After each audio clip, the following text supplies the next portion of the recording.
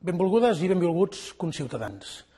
Totes les propostes de diàleg adreçades a l'estat espanyol han tingut la mateixa resposta, o el silenci o la repressió. En la meva darrera carta al president espanyol li reiterava la necessitat de parlar i li recordava que aquest és un clam que ens és adreçat per molta gent des de molts llocs. Avui el Consell de Ministres s'ha encarregat de donar un veritable cop de porta a aquest clam i a aquesta petició i anuncia un seguit de mesures i de cessaments que directament representen la liquidació del nostre autogovern i de la voluntat democràtica dels catalans. Allò que els catalans vam decidir a les urnes, el govern espanyol ho anul·la als despatxos. D'aquesta manera, el govern espanyol, amb el suport del Partit Socialista i de Ciudadanos, ha emprès el pitjor atac a les institucions i al poble de Catalunya des dels decrets del dictador militar Francisco Franco abolint la Generalitat de Catalunya.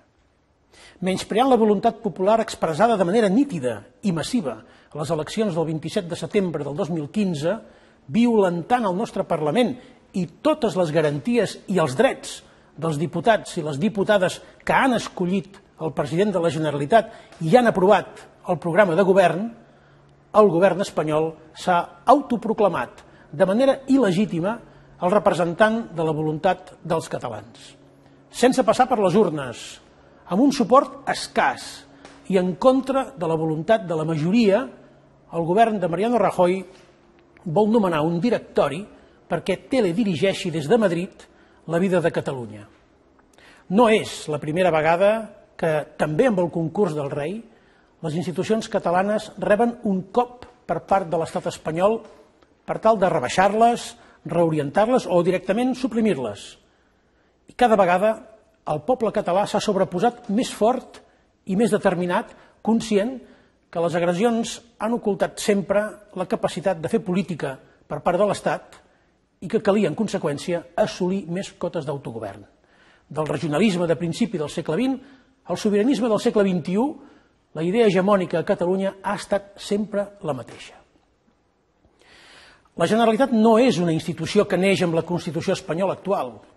Molt abans de l'aprovació de la Carta Magna, la Generalitat ja funcionava i era restablerta de manera provisional atenent a la seva legitimitat històrica i a la continuïtat que havien garantit a l'exili els presidents Companys, Irla i Tarradellas. Per tant, cap decisió de cap govern no pot esborrar aquest fet persistent al llarg del temps. Ha estat la voluntat dels catalans la que ha permès defensar i restablir les nostres institucions. El que tenim ens ho hem guanyat sempre amb la força de la gent i la força de la democràcia. Les institucions catalanes i el poble de Catalunya no podem acceptar aquest atac. La humiliació que pretén el govern espanyol fent-se tutor de tota la vida pública catalana, des del govern fins als mitjans de comunicació públics, és incompatible amb una actitud democràtica i se situa fora de l'estat de dret, perquè imposar una forma de govern no escollida pels ciutadans i sense una majoria parlamentària que l'avali és incompatible amb l'estat de dret, com ho és actuar impunament amb violència contra ciutadans pacífics, usar codis penals antics per mantenir a la presó dues persones de pau que no han comès cap crim i perseguir idees i mitjans de comunicació o estimular de manera irresponsable la inestabilitat econòmica, o com ho va ser la també gravíssima irresponsabilitat del Partit Popular amb l'avui president Mariano Rajoy com a capdill d'una infame recollida de firmes contra Catalunya i la vergonyosa sentència del Tribunal Constitucional després, subratllo el després, que s'hagués aprovat l'Estatut de Catalunya per referèndum legal i acordat.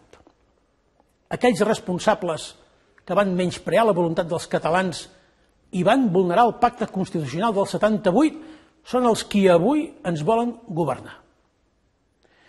Soc conscient, per tant, de l'amenaça que pesa sobre tot el poble de Catalunya si l'Estat perpetra el seu propòsit liquidador.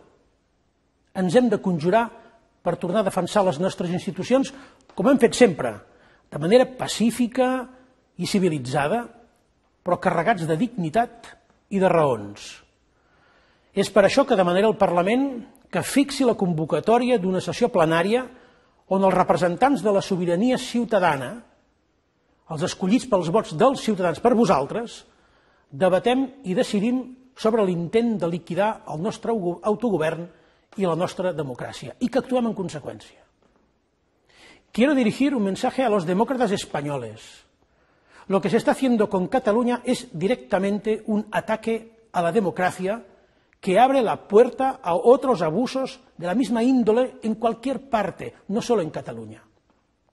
Criminalizar al disidente, negar la realidad y alzar muros de legalidades ante las ventanas de la voluntad ciudadana, si triunfa todo eso, el daño a la democracia y por tanto a los ciudadanos será muy severo y comportará un retroceso monumental. No debemos permitir que eso ocurra. I want to address a message to Europe, not only to its political leaders, but also and especially to all European citizens, our brothers and sisters with whom we share the European citizenship. If European foundational values are at risk in Catalonia, they will also be at risk in Europe. Democratically deciding the future of a nation is not a crime. This goes against foundations that unite European citizens through their diversity. Catalonia is an ancient European nation.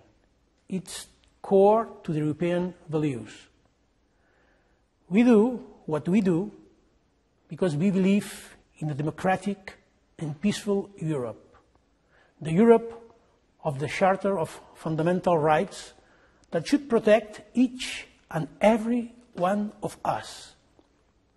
You should know that what you are fighting for at your home, we are also fighting for in Catalonia, and we will continue to do so. Senyores i senyors, benvolguts conciutadans, benvolgudes conciutadans, visca Catalunya.